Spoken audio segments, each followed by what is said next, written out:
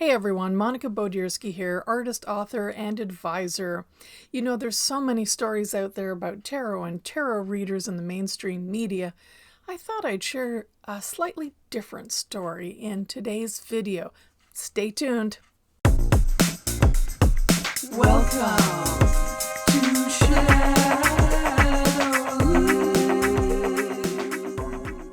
Hey everyone, thanks for tuning in. I'm back. Okay, so for today's video, I thought I would share something a little different.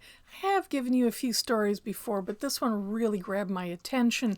Now, some of you may have already heard it. It is about a tarot reader. In May 2015, in Brighton in the UK, and for those of you who aren't familiar with Brighton, it is a seaside resort and a small town where there are lots of beaches and booths set up and a boardwalk. There was a tarot reader. I don't know if she's still there. Her name's Jane Braden. And a client came to see her, and she asked him to shuffle the cards and pull 10 cards and lay them on the table. When he turned over the first card, she noted it was the Blasted Tower and thought, well, that's not good. Something quite shocking has occurred. And he turned over the second card, and it was the Emperor. And she said, a dominant male. Okay. He turned over the third card, and I believe it was the Devil card. And then she said, oh no, something really terrible has happened. We need to talk about it. That's when the client, whose name was Star Randall Hansen, confessed to having murdered his roommate. I believe that had been 10 days before his reading. And she said, oh, I see. Okay, well, I need to call the police, if that's okay.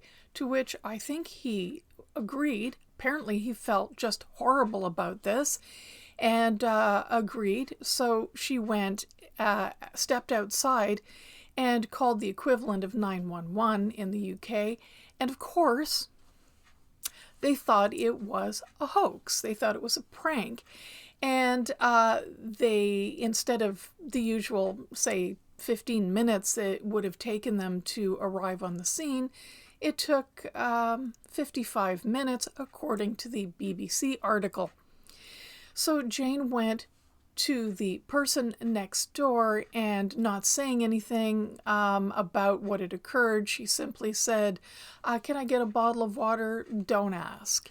And then she went back into her own space, and they shared water for the hour it took before police arrived, just chatting and apparently talking about what led up to the incident. He claims to have been sexually assaulted by this person several times.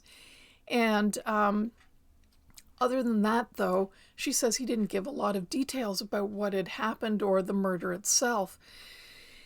She was also a witness in the trial. He was sentenced to 15 years in jail for the stabbing and death of his roommate. And she took the cards with her and showed the jury the cards that she'd turned over and what she said. And in several interviews she's given, she said that she knew something terrible, terrible had happened. Well, what I found really interesting, and I'd like you to think about, is, would you have stayed calm if someone confessed to homicide?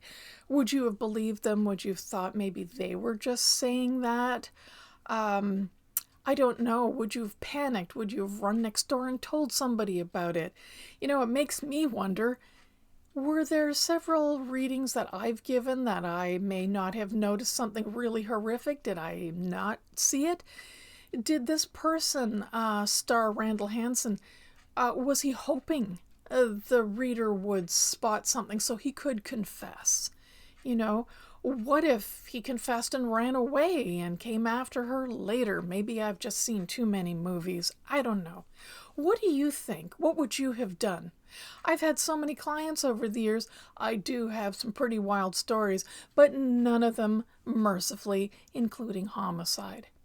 So thank you for watching, everyone. Have yourselves a wonderful week. Don't forget to subscribe and hit that notification bell. And yes, leave your comments.